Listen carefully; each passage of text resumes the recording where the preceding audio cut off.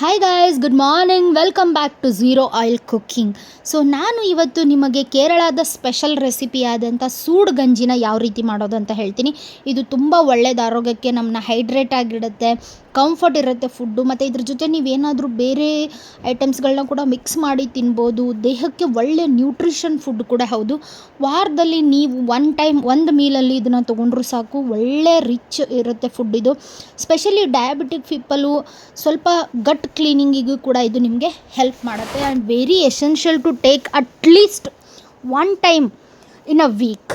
So ಇದನ್ನು ಮಾಡೋದು ತುಂಬ ಈಸಿ. ಮತ್ತು ನಾವಿಲ್ಲಿ ನಮಗೆಲ್ರಿಗೂ ಗೊತ್ತಿರೋ ಪ್ರಕಾರ 1 kg ಚಿಕನಲ್ಲಿ ಎಷ್ಟು ಪ್ರೋಟೀನ್ ಇರುತ್ತೋ ಅಷ್ಟು ಪ್ರೋಟೀನು 1 ಹಿಡಿ ಹೆಸರು ಕಾಳಲ್ಲಿರುತ್ತೆ. ಸೊ ಹೆಸರು ಕಾಳನ್ನ ನಾವು ಡೈಲಿ ಯಾವುದಾದ್ರೂ ಒಂದು ರೂಪದಲ್ಲಿ ನಾವು ತೊಗೊತಾನೇ ಇರಬೇಕು.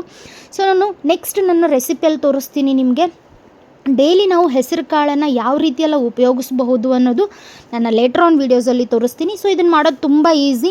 ನೀರನ್ನ ಕುದೀತಾ ಇರಬೇಕಾದ್ರೆ ಎಷ್ಟು 1 ಗ್ಲಾಸ್ ಅಕ್ಕಿ ತೊಗೊಂಡಿದ್ದೀನಿ ನಾನು, ಅದಕ್ಕೆ 10 ಗ್ಲಾಸ್ ನೀರು ಹಾಕಬೇಕು ನಾವು, 1:10. ಸೊ ಅದಕ್ಕೆ ಹೆಸರು ಕಾಳು ಬೆಳ್ಳುಳ್ಳಿನ ಹಾಕಿ ಚೆನ್ನಾಗಿ ಕುದಿಸಿದ್ರೆ ಮುಗೀತು.